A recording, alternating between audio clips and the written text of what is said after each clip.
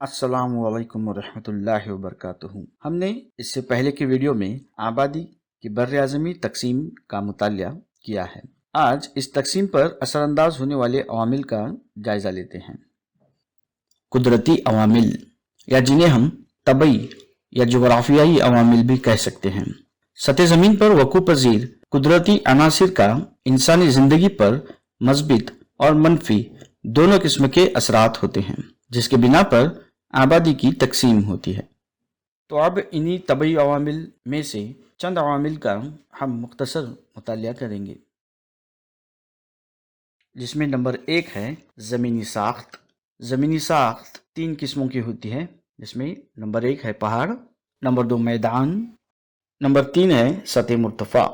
زمینی ساخت کے بعد ہم بات کریں گے مٹی، ندیاں، اور آخر میں ہے آب و ہوا۔ آب و ہوا میں برفانی علاقے اور ریگستانی علاقے۔ تو چلیے اب ان ہر ایک کا مختصر مطالعہ ہم کرتے ہیں۔ نمبر 1 ہے پہاڑ۔ تیز ڈھلان، پتھریلی زمین کی وجہ سے تعمیراتی کام، نقل و حمل کے سہولیات کی کمی ان علاقوں میں ہوتی ہے۔ پتھریلی زمین پر زراعتی پیداوار بھی نہیں ہوتی۔ پہاڑ کی چوٹیاں اکثر برف سے اور وادیاں جنگلات سے گھری ہوتی ہیں، اس لیے ان علاقوں میں آبادی کی گنجانیت کافی کم ہوتی ہے۔ مثلاً جموں کشمیر، بھارت اور متحدہ امریکہ کا مغربی حصہ راکی پہاڑی سلسلہ کم گنجان آباد ہیں۔ میدان، ہموار، سست ڈھلان، ندیوں کی سست رفتار، ڈیلٹا علاقہ میدان کی خصوصیات ہیں۔ ان علاقوں میں زراعتی پیداوار زیادہ ہوتی ہے، جن پر مشتمل صنعتیں بھی مقیم ہوتی ہیں۔ ہموار ہونے کی وجہ سے نقل و حمل کا گھنا جال ہوتا ہے۔ اس طرح کی سہولتیں اور روزگار کی فراہمی کی وجہ سے میدان کثیر گنجان ہوتے ہیں۔ زمین کے اونچائی پر پائے جانے والے ہموار حصے کو سطح مرتفع کہتے ہیں۔ محدود نقل و حمل کے ذریعے محدود روزگار کی وجہ سے ان علاقوں میں آبادی کی گنجانیت اوسط درجے کی ہوتی ہے۔ صحت افزا مقامات مثلاً مہابلیشور جیسے علاقوں میں سیاحت کی ترقی کی وجہ سے کچھ حد تک زیادہ آبادی آباد ہے۔ زمینی ساخت کے بعد ہے آب و ہوا۔ موافق آب و ہوا انسانی زندگی کے لیے کافی اہم ہوتی ہے۔ زیادہ درجہ حرارت، زیادہ سرد ماحول یا زیادہ بارش انسانی صحت کے لیے ناموافق ہے، اس لیے ایسے علاقوں میں آبادی کی گنجانیت کافی کم ہوتی ہے۔ برفانی علاقے، جن علاقوں میں درجہ حرارت سال بھر 0 درجہ سیلسیس سے کم ہوتا ہے، ان علاقوں میں اکثر برف باری ہوتی ہے اور زمین برف سے ڈھکی ہوتی ہے۔ اس طرح کا ماحول انسانی زندگی کے لیے ناموافق ہے۔ برف سے ڈھکی زمین کی وجہ سے زراعت، نقل و حمل اور صنعتیں مقیم نہیں ہو سکتی، اس لیے ان علاقوں میں روزگار دستیاب نہیں ہوتے۔ ان وجوہات کی بنا پر یہ علاقے کم گنجان آباد ہوتے ہیں، مثلاً گرین لینڈ اور انٹارکٹیکا۔ ریگستانی علاقے، سالانہ 50 سم سے کم بارش، پانی کی قلت، ریگستانی مٹی، 50 سیلسیس درجہ حرارت ریگستانی علاقے کی خصوصیت ہے۔ ان علاقوں میں انسانی زندگی ممکن نہیں۔ اس کے علاوہ ریتیلی مٹی میں نمکینیت ہوتی ہے جو زراعت کے لیے ناموافق ہوتی ہے، اس لیے ان علاقوں میں آبادی کی گنجانیت کافی کم ہوتی ہے۔ مثلاً تھار کا ریگستان بھارت، صحارا ریگستان جنوبی افریقہ۔ مٹی، زراعت اور زراعت سے متعلق سرگرمیوں میں زرخیز مٹی کافی اہم ہوتی ہے، اس لیے جن علاقوں میں زرخیز مٹی ہوتی ہے وہاں زرعی پیداوار زیادہ ہوتی ہے، زراعت پر مبنی روزگار دستیاب ہوتے ہیں، زراعت پر مشتمل صنعتیں مقیم ہوتے ہیں، وہ بھی روزگار کا ذریعہ بن جاتی ہیں۔ اس لیے یہ علاقے گنجان آباد ہوتے ہیں، مثلاً گنگا کا میدانی علاقہ، مسیسپی ندی کا طاس، دریائے یانگتسے کا ساحلی علاقہ وغیرہ۔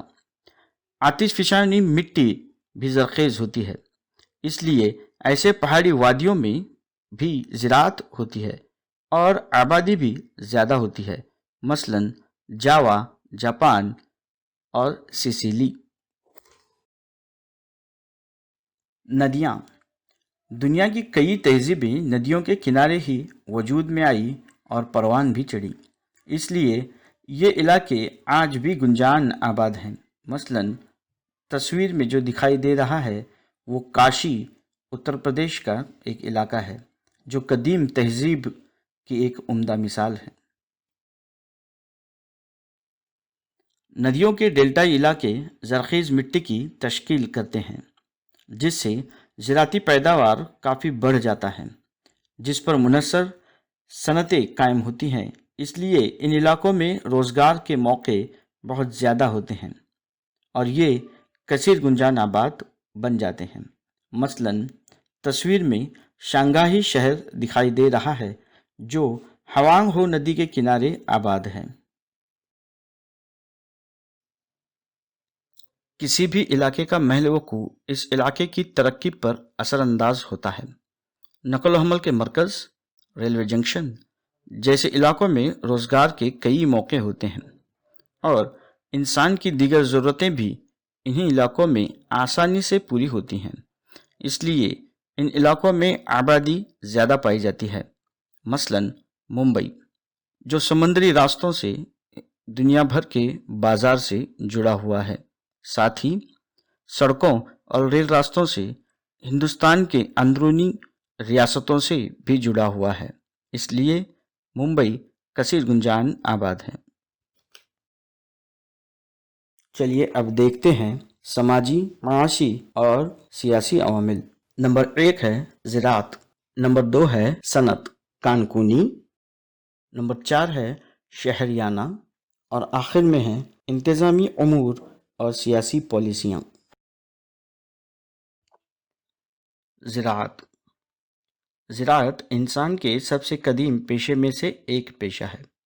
پانی کی فراہمی، زرخیز مٹی کے علاقوں میں آبادی زیادہ ہوتی ہے۔ آب پاشی، مختلف کھاد، جراثیم کش ادویات کی ایجاد نے نہ صرف زراعتی پیداوار میں اضافہ کیا ہے بلکہ اس سے زراعت کے زیر اثر علاقہ بھی بڑھا ہے۔ ان علاقوں میں زراعت پر منحصر صنعت بھی مقیم ہوتی ہیں۔ ان وجوہات کی بنا پر روزگار کے موقع ان علاقوں میں بڑھ گئے ہیں، جس سے ان علاقوں میں آبادی کی گنجانیت زیادہ ہوتی ہے۔ مثلاً کولہاپور میں گنے کی پیداوار بہت زیادہ ہے، اس لیے اس پر منحصر شکر کی صنعت کی ترقی ہوئی ہے اور یہ علاقہ کثیر گنجان آباد ہے۔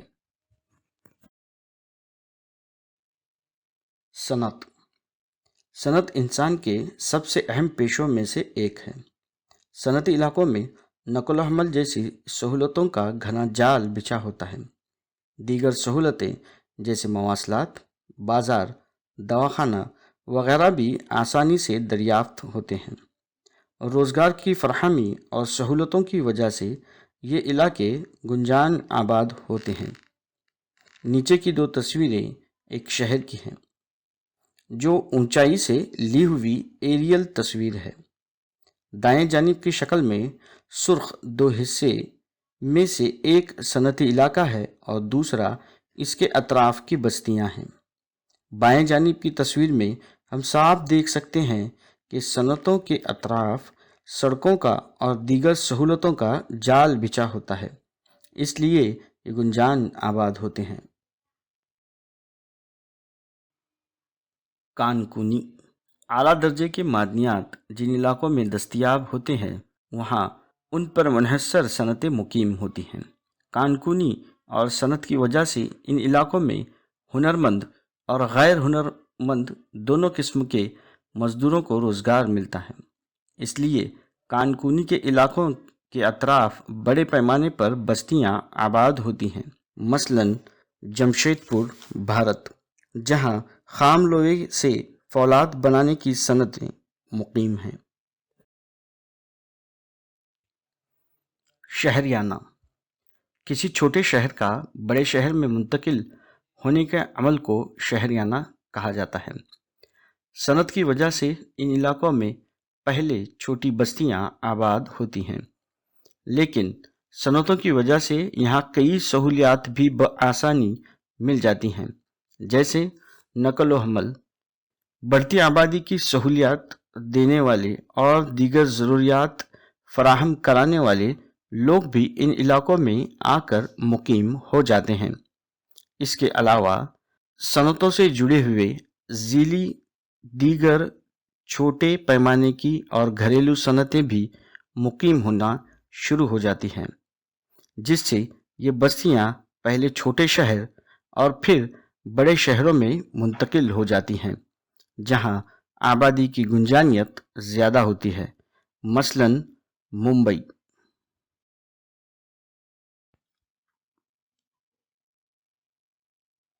انتظامی اموری پالیسی اور سیاسی عوامل۔ انتظامی پالیسی کی وجہ سے کسی علاقے میں آبادی کی مرکوزیت یا لامرکوزیت مشتمل ہوتی ہے۔ مثلاً روس کی حکومت نے سائبیریا کے ناموافق سرد آب و ہوا کے علاقوں میں لوگوں کو آباد ہونے کی حوصلہ افزائی کے لیے وہاں انہیں کئی طرح کی سہولیات دی ہیں تاکہ لوگ وہاں مقیم ہوں، اور انہیں کچھ حد تک کامیابی بھی ملی ہے۔ اسی طرح جاپان میں لوگوں کو ٹوکیو شہر چھوڑ کر دیگر علاقوں میں آباد ہونے کے لیے حکومت کی طرف سے مدد کے طور پر پیسے دیے جاتے ہیں۔ نیچے کی تصویر میں ہم دیکھ سکتے ہیں کہ جو سرخ مرکز ہے وہ ایک صنعتی مرکز ہے، اس کے اطراف سفید دیگر صنعتی مرکز بنائے جاتے ہیں، جس سے سرخ مرکز سے آبادی کا انتشار ہوتا ہے۔ یہ مثال کے طور پر ہم دیکھ سکتے ہیں۔ اس کے علاوہ تعلیم، امن، مذہب اور مذہبی مرکز یہ سبھی عوامل ہیں جو انسان کی آبادی کی تقسیم پر اثر انداز ہوتے ہیں۔ تو آج ہم نے آبادی کی تقسیم پر اثر انداز ہونے والے طبعی، جغرافیائی عوامل اور سماجی، سیاسی، معاشی عوامل کا مطالعہ کیا ہے۔ انشاءاللہ اس کے اگلے ویڈیو میں ہم آبادی کے اضافے اور تبدیلیوں کا مطالعہ کریں گے۔